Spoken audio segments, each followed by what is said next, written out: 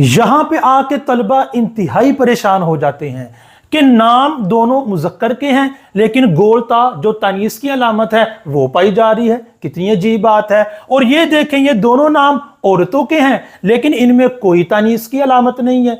तो आप मुअन्नस की 3 किस्में याद रखें, ये मसला हमेशा हमेशा के लिए हल हो जाएगा। नंबर 1, ऐसा लफ्ज जो हो तो किसी मुज़क्कर का नाम और उसमें गोलता आ रही है तो उसको हम मुअन्नस लफ्जी कहेंगे। उस लफ्ज को मुअन्नस लफ्जी कहेंगे, उस बंदे को नहीं।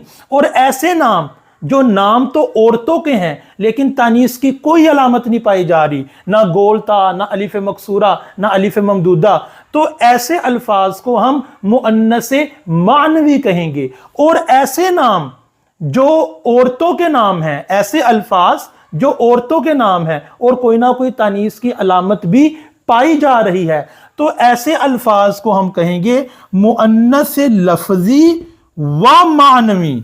मुअन्नस लफ्जी व मानवी, इसमें गोलता है, इसमें अलिफ मकसूरा है, तनीस की अलामात हैं। तो ये 2 मुअन्नस लफ्जी हैं, ये 2 मुअन्नस मानवी हैं, और ये 2 किस किस्म में आएंगे? मुअन्नस लफ्जी व मानवी।